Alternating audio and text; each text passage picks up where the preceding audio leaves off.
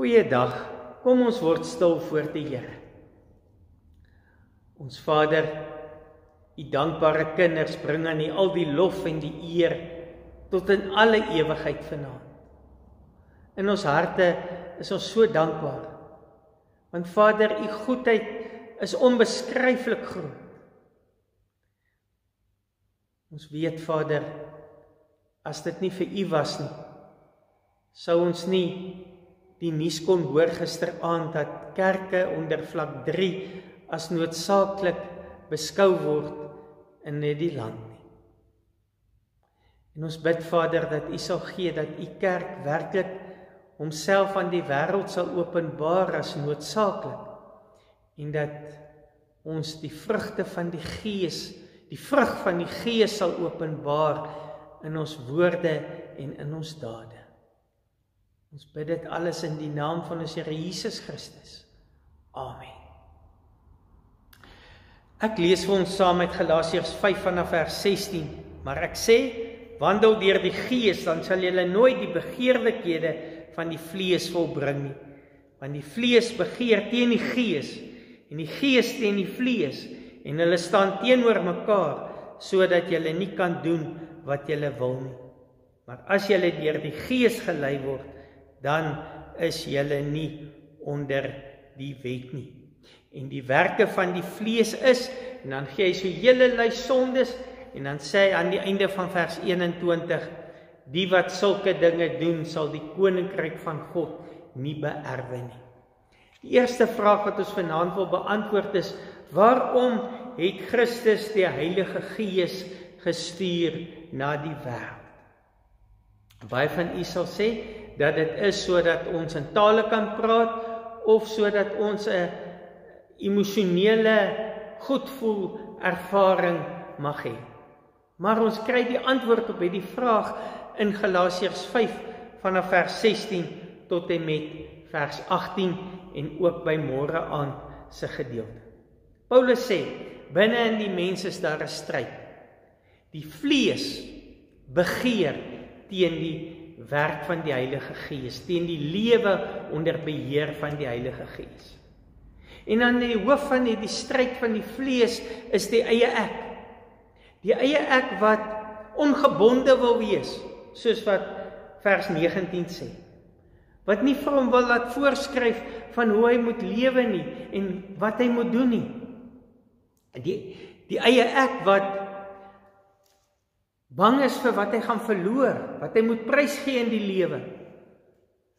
Die eie ek wat erkenning en aanvaarding soek. En daarom gee die lewe van die vlees, die lewe onder beheer van die eie ek, hom oor aan hoerery en onreinheid en afgodery en towery.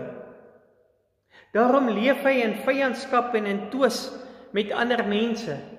Daarom is hy jaloers en saai hy partyskap.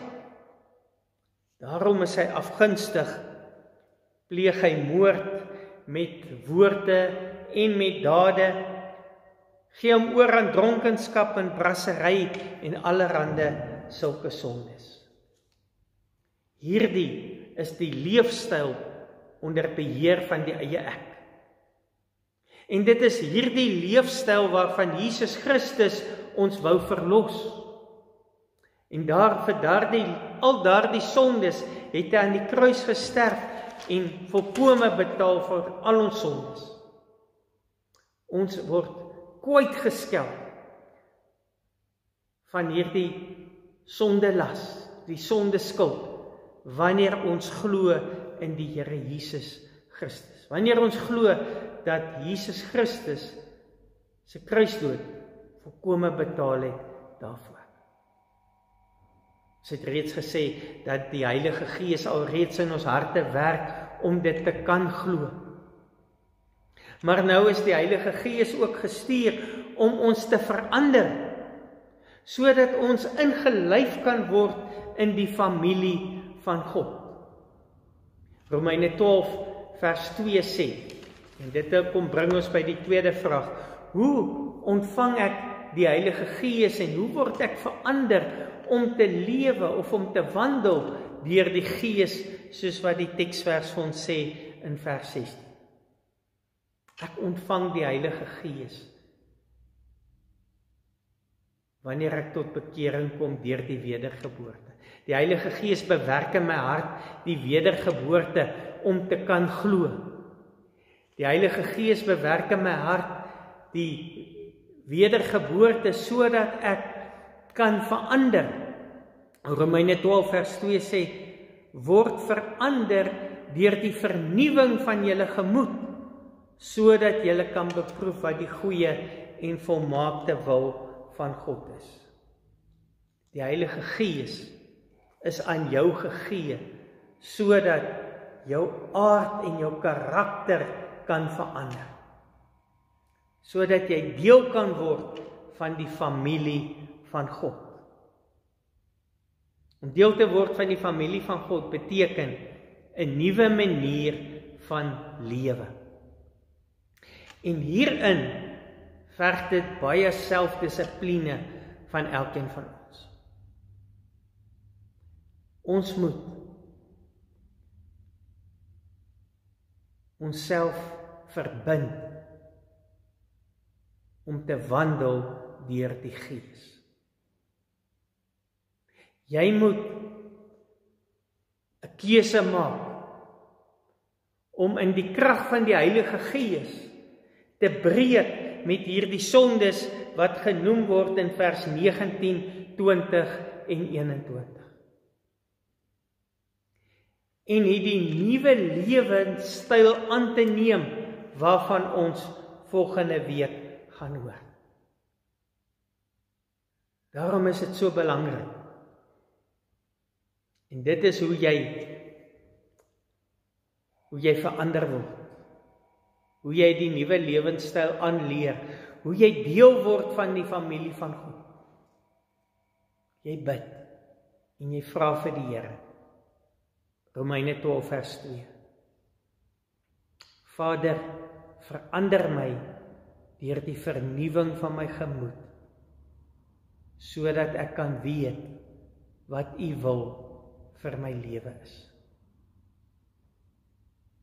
Want Jesus het vir ons geleer dat waar die lewe wat beheer word deur die eie ek of deur die vlees selfgesentreerd leer die lewe deur die Gees ons om soos Jesus selfopofferende liefde te betoon. Ja, om bereid te wees om opofferings te maak ter wille van my geloof.